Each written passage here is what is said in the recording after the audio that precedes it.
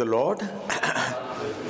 I thank the Lord for this wonderful opportunity, blessed opportunity to meet with you all, the saints at the Carmel in Maryland. And చాలా సంవత్సరాల క్రితం, దాదాపుగా 7 సంవత్సరాల క్రితం మన సంఘాన్ని దర్శించి దేవుని వాక్యాన్ని మరి ప్రకటించే భాగ్యాన్ని దేవుడు నాకు ప్రసాదించాడు. మీలో కొంతమందికి నేను గుర్తు లేకపోయి ఉండొచ్చు. ఏదేమైనప్పటికీ మరి ఆరాధన అయిన తర్వాత మా ప్రేయర్ రిక్వెస్ట్కి సంబంధించిన కార్డు కూడా ఉంది. ఆ కార్డు కూడా మీకు అందజేస్తాం. Thank you brother. ఈ సమయంలో దేవుని వాక్యంలో నుంచి 34వ కీర్తన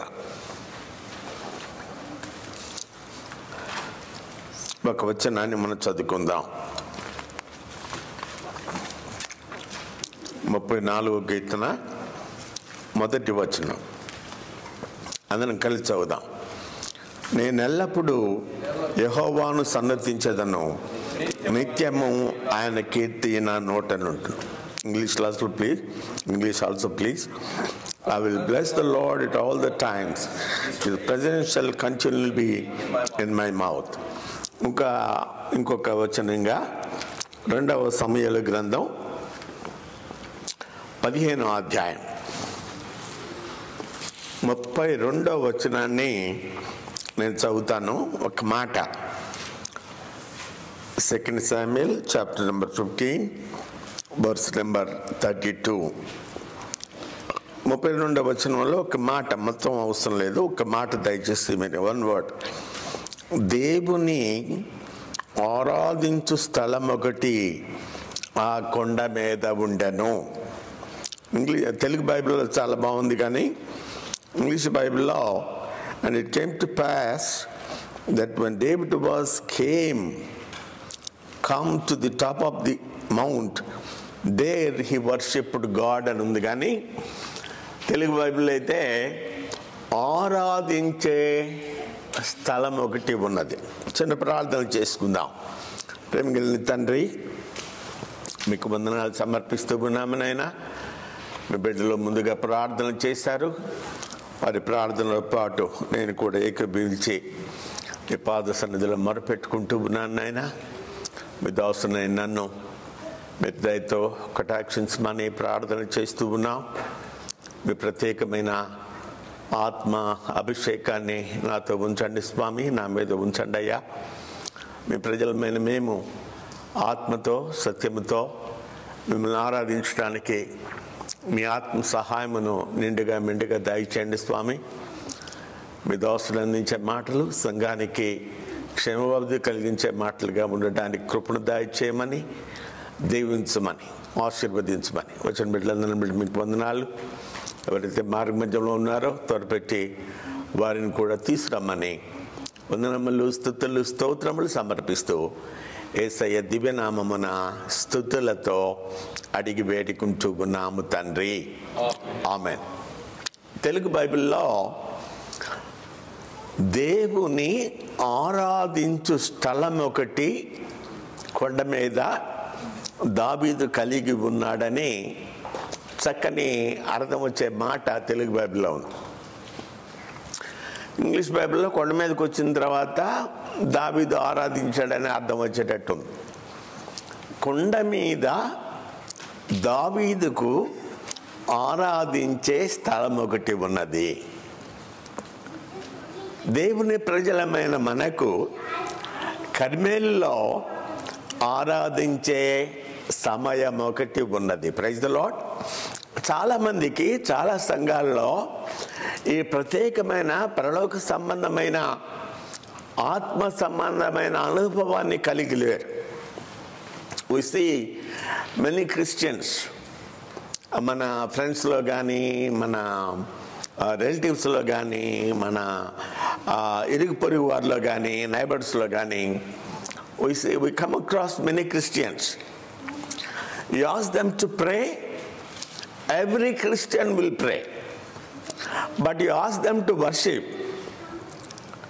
Many people, many Christians, maybe they are Christian for 60 years, 70 years, 90 years. They do not have this wonderful heavenly experience. ఆరాధన అనుభవాన్ని వారు కలిగిలే. కావాలంటే మీరు ప్రయత్నం చేసి చూడండి. ఎప్పుడైనా మీ ఇంట్లో మీరు ఏమంటారు అది గృహకూడిక పెట్టుకున్నప్పుడు, కాటేజ్ మీటింగ్ పెట్టుకున్నప్పుడు, యు ఆర్ సంబడి అంటే మన సహవాసములో కాని వాళ్ళను, భక్త సింగారి సహవాసములో నేలి వాళ్ళని ఒకసారి ఆరాధించమని మీరు ప్రయత్నం చేయండి. నేను ప్రయత్నం చేశాను. 2 మాటలు దేవా తండ్రి నీకు స్తుతులు స్తోత్రాలు అంటారు, 3వ మాట నన్ను దీవించు ప్రభు అంటారు. అంటే ప్రభువును ఆరాధించే అనుభవం అది ప్రత్యేకమైంది. దేవుని బిడ్డలారా, ఈ అనుభవం ఏదో మనకి ఆషామాషిగా వచ్చింది కాదు. పల్లవరపు కొండల మీద దావీదు తన తోటి సహోదరులు మోకరించి ప్రార్థన చేస్తూ ఉండగా సంఘాన్ని గురించి దైవజనునికి దేవుడిచ్చిన ఈ ప్రత్యేకమైన ప్రత్యక్షత, ప్రతి ప్రభు దినాన ప్రభువును మనం ఆరాధించాలి. దేనికోసం దేనికోసం ఆరాధించాలి?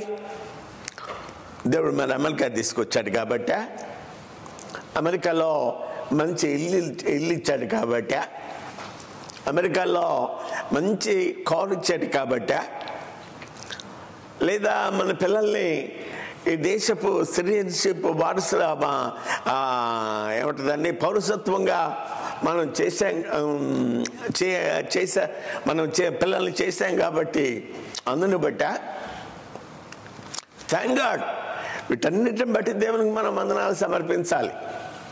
103వ కీర్తనలో భక్తుడు అంటాడు కదా, నా ప్రాణమా యెహోవాను సన్నుతించుము, ఆయన చేసిన ఉపకారములలో దేనినే మరువకము. దేవుని సేవకునిగా ప్రేమతో నేను మీకు ఒక మనవి చేయనా?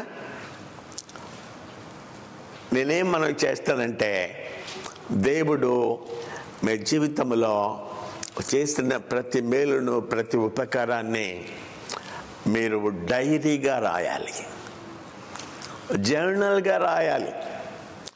మనం ఈ యాత్రను ముగించిన తర్వాత దేవుడు మన జీవితంలో చేసిన అద్భుతాలు, దేవుడు మన జీవితంలో చేసిన ఆశ్చర్య కార్యాలు మన పిల్లలు చదవాలి. The next generation. మా తాతగారి జీవితంలో దేవా ఇంత అద్భుతం చేసావనైనా నీకు స్తోత్రాలు. మా తాతగారిని, మా ముత్తాతగారిని ఈ విధంగా రక్షించావు ప్రభా, మీకు స్తోత్రం. 144వ కీర్తనలో ఒక చక్కని మాట ఉంటుంది. ఇట్టి స్థితి గలవారు ధన్యులు, యెహోవాను దేవుడుగా గల జనులు ధన్యులు. Thank you brother, very good, thank you. నేను 144:15 వెనక మీరు కూడా చూ. Happy are the people who are in such a state, happy are the people whose God is the Lord. యెహోవాను దేవుడుగా కలిగిన జనులు. దేవుని బిడ్డలారా, మా తరంలో మా నాన్నగారి కంటే ముందు తరం ప్రభువైన యేసుక్రీస్తు వారిని తెలుసుకున్నవారు కాదు. అందుకని నేనేం చేశానంటే, మా నాన్నగారు ఏ విధంగా ప్రభువులోకి వచ్చారు, ప్రభువులోకి రాకముందు ఆయన జీవితం ఎలా ఉండేది, ప్రభువులోకి వచ్చిన తర్వాత ప్రభు కోసం ఎంత పౌరుషంగా ఆయన జీవించాడు. నేను నా పిల్లల కోసం రాసిపెట్టి ఉంచానండి. When I went to be with the Lord, if at all they want to know the background of their family, their generation, they would read from my dad's conversion, how he accepted the Lord Jesus Christ as his personal. అక్కడ నుంచి పిల్లలు చదివి తెలుసుకోవాలని నా ఆశ. ఇక్కడ America దేశంలో పరిస్థితి నాకు తెలియదుగా, అమెరికా దేశంలో కూడా అనుకుంటాను నేను. ఇండియా దేశంలో చాలా కుటుంబాల్లో ఉన్న యమన బిడ్డలు, they are not following the Lord. Especially when I meet Hindu families. Once, take for example from our churches, once they were ferocious for the Lord. Their co-workers for the co-workers of our beloved man of God, Brother Bhakti Singh. But in India, most of these families, their children are going back to the Hinduism. That breaks our heart. మీరు record చేస్తున్నారు, కొన్ని విషయాలు చెప్పాలంటే కష్టం. అనే చెప్తాను, ఏం పర్వాలేదు. నా ప్రియమైన ఆత్మీయ తండ్రి ఆచార్య ఆర్ఆర్కే మూర్తి గారు, ఆయన ఒక బ్రాహ్మణ్ ఫ్యామిలీ నుంచి ప్రభుని నమ్ముకున్నాడు. కానీ ఆయన ఏం చేశామంటే నెలకి 25 రోజులు సేవలో ఉండేవారు. పిల్లలను పట్టించుకోలేదు. ఒకసారి నేనన్న మూర్తి నాయన గారి ఇంటికి వెళ్ళాం. ఒక చిన్న కుమార్తెతో మాట్లాడుతున్నాడు. ఏమా బాగున్నావా,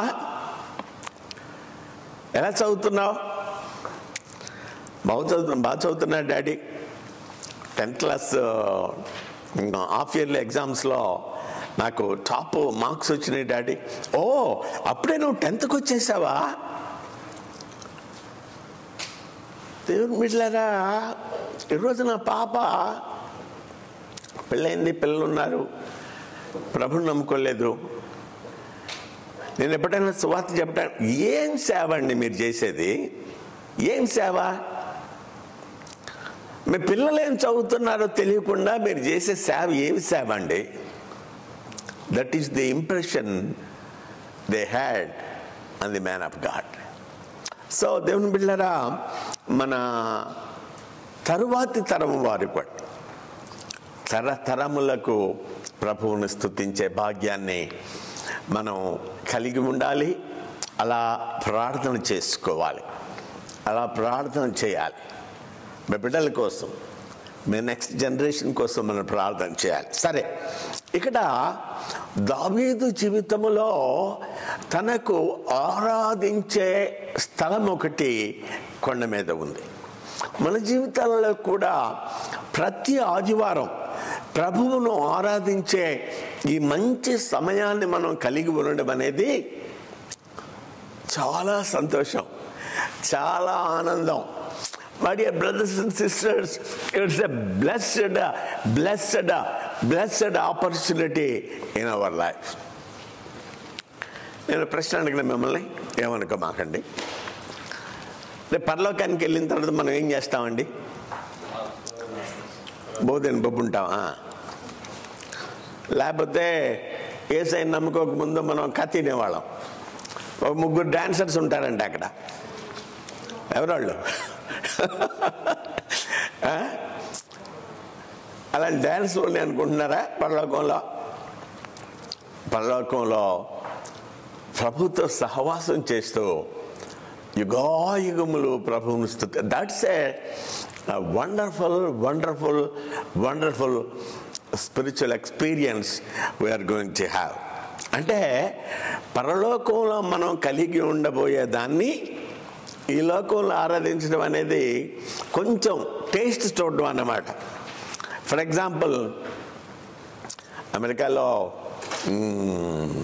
జెంట్స్ లేడీస్ ఇద్దరు చక్కగా వంట చేస్తారు. ఒకవేళ మీ ఆయన వంట చేస్తున్నాడు అనుకో, చికెన్ పీస్ తీసుకొచ్చి హనీ అన్నీ సరిపోయినాయి చూడు, ఉప్పు కారం అడుగుతారు కదా. ఈ లోకంలో మనం ఆరాధించడం అనేది పరలోకపు ఆరాధనని కొంచెం అట్లా టేస్ట్ చేయడం అన్నమాట. కన్నాడు స్త్రీ అంది కదా, బల్ల మీద నుంచి జారిపడే ముక్కలు కూడా కుక్క పిల్లలు తింటాయి కదయ్యా. సో ఇప్పుడు మనం ఏం చేస్తున్నామంటే, ప్రభుని ఆరాధించడం అంటే ఆ బల్ల మీద నుంచి కింద పడే రొట్టె ముక్కలను మనం రుచి చూస్తూ ఉన్నాం. దావీదు జీవితంలో కొంతమంది శత్రువులు ఉన్నారు. చెప్తారా ఆ శత్రువులు ఎవరో? ఎస్, ఆయన కొడుకు ఒక శత్రువు, సౌలు. ఎస్, ఆయన మామక శత్రువు ఫిలిస్తీన్లు, లేదా గొలియాత్ ఒక శత్రువు. ఇంకా ఆయన జీవితంలో మనం చూసినప్పుడు యోయాబు అని ఒకడు ఉన్నాడు, Joab. Is also enemy to David. అలాగే షిమి అని ఒకడు ఉన్నాడు. జోయాబ్ సంగతి ఏమో 2 Samuel 3rd chapter 18th 19th వర్సెస్లో చదువుతాము. షిమి సంగతి ఏమో 2 సామ్యుయల్ 16th చాప్టర్ 2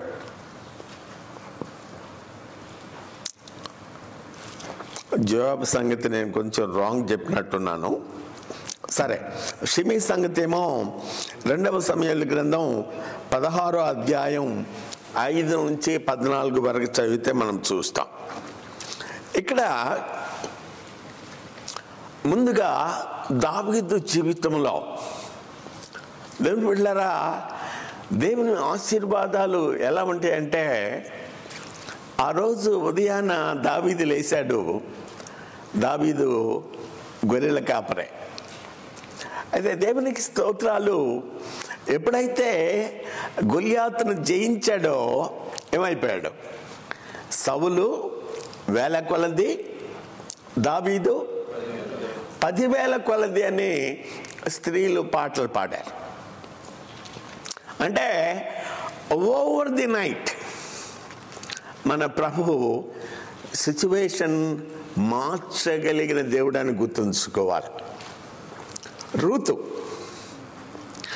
ఏ పొలంలో అయితే ఒక పేదరాలుగా, ఒక విధవరాలుగా, ఒక విదేశీయురాలుగా పనిగా వేరుకున్నదో అదే పొలానికి దేవుడు ఆమెను యజమానురాలను చేశాడు. యోసేపు సంగతి తీసుకోండి. ఉదయం లేవగానే చెరసాలలో ఉన్నాడు. కబురు వచ్చింది, యోసేపు ఫరో నిన్ను కలవాలంటున్నాడు. ఆ రోజు సాయంత్రానికి ఐగుప్తు దేశానికి ప్రధానమంత్రి అయ్యాడు. దేవుని బిడ్డలారా, నేనేం చెప్పడానికి ప్రయత్నం చేస్తా ఉన్నానంటే, మన జీవితంలో వచ్చే శోధనలను మనం జయించిన ప్రతిసారి దేవుడు God would take us to another level of His blessing, another level of when we could come to the next level of in our spiritual life, God would take us to another level of blessing. దావీదు జీవితంలో గొలియాతును చూస్తూ ఉన్నాడు. యుద్ధం చూద్దామని వచ్చాడు. వాళ్ళ పెద్దన్న తిట్టాడు. మొత్తానికి కబురు దావీదు దగ్గరికి వచ్చింది. ఈ ఫిలిస్తీయుని గాన జయిస్తే, ఈ ఫిలిస్తీయుని గాన ఓడిస్తే ఏమిటి బహుమానం అని అడుగుతూ ఉన్నాడు దావీదు. దేవుని వాక్యంలో మీరు చూసినప్పుడు ఈ పెద్ద సమస్యను చూడండి. 1 సమూయేలు గ్రంథం 17వ అధ్యాయం 26వ వచనం. 1 Samuel chapter number 17 verse number 16. can somebody help me please? ఆ ఫిలిష్తీయుడు 26 brother. 17:26. దావీదు జీవము గల దేవుని సైన్యమును తిరస్కరించుటకు ఈ సున్నతి లేని ఫిలిష్తీయుడు ఎంతటి వాడు. చాలండి. సున్నతి లేని ఫిలిష్తీయుడు జీవము గల దేవుణ్ణి తిరస్కరించడానికి, దేవుణ్ణి ఒక ఉన్నతమైన స్థితిలో దావీదు చూస్తూ ఉన్నాడు. దేవుడు ఎంత శక్తిమంతుడు, ఎంత బలవంతుడు, ఎంత అద్భుత కార్యములు చేయగలిగిన దేవుడు, ఎంత ఆశ్చర్య కార్యములు చేయగలిగిన దేవుడు. దావీదు గుర్తించి జీవము గల దేవుని తిరస్కరించడానికి, ఓ ఫిలిష్తీయుడా, ఓ సున్నతి లేనివాడా, ఏమాత్రం. ఇంకో వచనం కూడా దయచేసి చూడండి. 17వ అధ్యాయం 45వ వచనం. 1 Samuel chapter number 17 verse number 48. దావీదు ఫిలిష్తీయునితో, నీవు ఖడ్గముతోనూ ఈటెతోనూ బల్లెముతోనూ నా మీదికి వచ్చుచున్నావు. అయితే నీవు తిరస్కరించిన ఇశ్రాయేలు సైన్యముల దేవుడు నేను ఆయన నామమును బట్టి నీ మీదకి వచ్చుచున్నాను. దేవుని బిడ్డలారా, ఇది మన జీవితాల్లో వాస్తవం కాదా? దావీదు మీదకి, ఇశ్రాయేలు మీదకి గొలియాతు 40 దినాలు సవాలు చేసినట్టు భయంకరమైన సమస్యలు, భయంకరమైన, మరి ముఖ్యంగా మనం చెప్పుకోవాలంటే పాప సమస్య. ఈ పాప సమస్య నుంచి బయట పడాలని ఎంత ప్రయత్నించినా మన వల్ల కాకపోవడం. అపోస్తలుడైన పౌలు అంటాడు కదా, అయ్యో ఇలాంటి దౌర్భాగ్యమైన శరీరము నుండి నన్ను ఎవరో విడిపించగలరు.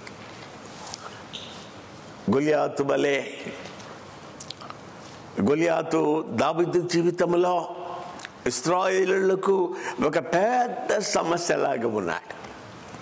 అయితే దావీదు సైన్యములకు అధిపతియగు యెహోవా నామమున, జీవము గల దేవుని నామమున, దేవునికి స్తోత్రాలు. మనందరి జీవితాల్లో ఏదో ఒక రోజున మనం ప్రార్థన చేశాం. 1979వ సంవత్సరం జనవరి నెల 26వ ఇండియాలో రిపబ్లిక్ డే, సెలవు రోజు, గాస్పెల్ మీటింగ్ హాజరయ్యాను నేను. ఆ తర్వాత నా తండ్రి చేసిన ప్రార్థనలు బట్టి నేను రక్షింపబడ్డాను. ప్రభువును వ్యక్తిగత రక్షకుడిగా అంగీకరించాను. నా జీవితంలో ఆ రోజు నుండి ఈ రోజు వరకు కష్టాల్లో, నష్టాల్లో, బాధల్లో, ఇరుకుల్లో, ఇబ్బందుల్లో నా ప్రభువు నాకు తోడుగా ఉన్నాడు. అందును బట్టి నేను ప్రభువును స్తుతిస్తాను. ప్రభువా, ఇశ్రాయేలీయుల మీదకి, దావీదు మీదకి గొలియాతు లాంటి భయంకరమైన శ్రమలు వచ్చినప్పుడు జీవము గల నీ నామమున వాటిని జయించారు ప్రభువా. నీ దాసుడు దావీదు బట్టి జయించగలిగాడు. నీకు స్తోత్రాలు. నా జీవితంలో కూడా పాపమనే భయంకరమైన సమస్య నాకున్నప్పుడు నన్ను కరుణించావు ప్రభువా. ఆ సమస్య నుంచి నన్ను వినిపించావు నాయన, రక్షణ ప్రసాదించావు ప్రభువా. జీవితంలో శాంతిని, సంతోషాన్ని, సౌభాగ్యాన్ని, లోకాన్ని విడిస్తే పరలోక రాజ్యానికి ప్రవేశిస్తాననే భాగ్యాన్ని నాకు ప్రసాదించావు ప్రభువా. నీకు స్తోత్రాలు. రెండవది, దావీదుకు శత్రువుగా ఉన్న వ్యక్తి సౌలు రాజు. 1 సమూయేలు గ్రంథం 18వ అధ్యాయం 9వ వచనం. 1 Samuel 18:9. సౌలు ఆ దినం మొదలుకొని దావీదును విషపు, నేను చదువుతున్న వర్షన్ వేరు. ఏ చూపు అంట? విషపు చూపు. మొదటి సమూయేలు గ్రంథం 19వ అధ్యాయం 1వ వచనం. First Samuel chapter number 19 verse number 1 please. అంతటా సౌలు, మీరు దావీదును చంపవలసిందని తన కుమారుడైన యోనాతానుతోను తన సేవకులందరితోనూ చెప్పగా, దావీదును చంపండి. ఎవరు చెప్తూ ఉన్నాడు? తన సేవకులందరికీ, యోనాతానుకి చెబుతూ ఉన్నాడు. ఇప్పుడు సౌలు ఒక విషపు చూపు దావీదు మీద కలిగి ఉన్నాడు.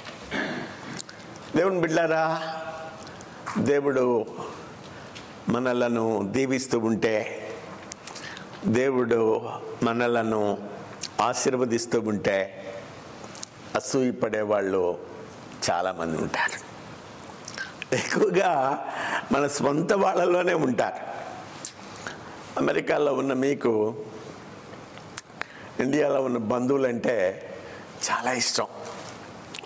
ఇప్పుడు ఇండియా వచ్చారనుకోండి, వచ్చేది వారం రోజుల కోసమైనా చిన్నమ్మను, పెద్దమ్మను, మామయ్యను, అత్తను, వాళ్ళని వీళ్ళని ఫ్రెండ్స్ అందరినీ కలిసి రావాలనే ఆశ ఈ అమెరికా నుంచి వచ్చిన వాళ్ళ హృదయాల్లో ఉన్నట్టు నేను గమనించాను. నిజమేనంటారా? కానీ మీకు తెలిసిన మీ స్వంత వాళ్ళల్లోనే మీరు అమెరికాలో సెటిల్ అయినందుకు, అమెరికాలో మీరు క్షేమంగా బాగా ఉన్నత స్థితిలో ఉన్నందుకు they are jealous of you. నిజమేనా? ఇక్కడ దేవుని బిడ్డ అయిన దావీదును దేవుడు దీవిస్తూ ఉంటే సౌలుకి ఏమొచ్చిందంట? విషపు చూపు వచ్చిందంట. దేవునికి స్తోత్రాలు. అనేకమైన విషపు చూపుల నుండి దేవుడు మనల్ని కాపాడుతూ ఉన్నాడు. ఇండియాలో సామెత ఉంటుంది, సిన్గా నాకు హెల్ప్ చేయండి. నరుని చూపు ఏదో రాయిని కూడా బలగొడద్దు అంటారు కదా, గుర్తుందా మీకు ఆ సామెత? అసూయతో చూస్తే అంత దేవుని బిడ్డలారా, అనేకమైన అసూయ అంటే మన బంధువులు కావచ్చు, మన కోవర్కర్స్ కావచ్చు, మన ఫ్రెండ్స్ కావచ్చు, ఈవెన్ బిలీవర్స్ కావచ్చు. ఒక వ్యక్తి చాలా బాగా పాడుతున్నాడంటే కొంతమందికి అసూయ. ఒక వ్యక్తి కొంచెం దేవుని వాక్యం బాగా చెప్తున్నాడంటే ఇంకొంతమందికి అసూయ. దేవునికి స్తోత్రాలు. దావీదును కాపాడిన దేవుడు. చూడండి, 2వ సమూయేలు గ్రంథం 7వ అధ్యాయం 8వ వచనం. 2 Samuel chapter number 7 verse number 8. కాబట్టి చదవండి బ్రదర్. సేవకుడు దావీదుతో ఇలా చెప్పుము, సైన్యములకు అధిపతిగా యెహోవా నీకు సెలవిచ్చిందేమనగా, గొర్రెల కాపులో ఉన్న నిన్ను గొర్రెల దొడ్డిలో నుండి తీసి ఇశ్రాయేలును నా జనుల మీద అధిపతిగా నియమించితిని. తర్వాత వర్స్ ప్లీజ్. నీవు పోవు చోట నెల్లను నీకు తోడుగా నుండి నీ శత్రువులందరినీ నీ ఎదుట నిలవకుండా నిర్మూలము చేసి లోకములోని ఘనులైన వారికి కలుగు పేరు నీకు కలుగు చేస్తుంది. వాస్తవం కాదా ఇది మన జీవితాల్లో? ప్రత్యేకించి అమెరికాలో జీవిస్తూ ఉన్న మీ జీవితాల్లో ఇది వాస్తవం కాదా? సామాన్యమైన స్థితిలో నుండి దేవుడు మనల్ని హెచ్చించలేదా? మనల్ని దీవించలేదా? మనల్ని ఆశీర్వదించలేదా? ఘనులైన వారితో మనలను కూర్చోబెట్టలేదా?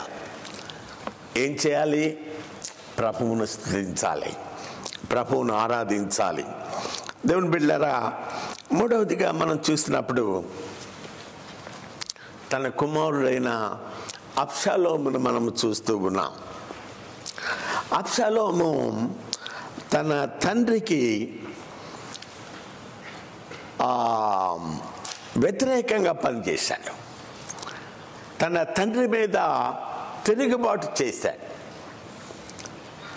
కుటుంబంలో సమస్యలు, కుటుంబంలో విభేదాలు చాలాసార్లు తల్లిదండ్రులకు తలనొప్పిని తలనొప్పి అయితే పర్వాలా, ఆ తలనొప్పి గుండె నొప్పి దాకా స్టార్ట్ అవుతుంది. దేవునికి స్తోత్రాలు. అలాంటి పరిస్థితులన్నిటిలో దేవుడు మనల్ని కాపాడాడు. 2 సమూయేలు గ్రంథం 15వ అధ్యాయం 30వ వచనం. 2 సమూయేలు గ్రంథం 2 Samuel 15th chapter 30th verse. అయితే దావీదు ఒలీవ చెట్ల కొండ ఎక్కుచు ఏడ్చుచు తల కప్పుకొని పాదరక్షణ లేకుండా కాలి నడకను వెళ్ళెను. అతని ఎదురున్న జనందరూ తలలు కప్పుకొని ఏడ్చుచు కొండ ఎక్కిరి. చదువుంటుందండి. అంతలో ఒకడు వచ్చి అబ్షాలోము చేసిన కుట్రలో అహీతోఫెలు చేరి ఉన్నాడని దావీదుకు తెలియజేయగా, దావీదు యెహోవా అహీతోఫెలు యొక్క ఆలోచన చెడగొట్టమని ప్రార్థన చేసెను. దావీదు జీవితంలో దీన స్థితిని మనము చూస్తూ ఉన్నాం. మహారాజుగా కొనియాడబడిన దావీదు ఇప్పుడు కాళ్లకు చెప్పులు లేకుండా తల మీద ముసుగు వేసుకొని నడుస్తూ ఉంటే చూసేవాళ్ళంతా బాపోయారు. అయితే దేవునికి స్తోత్రాలు.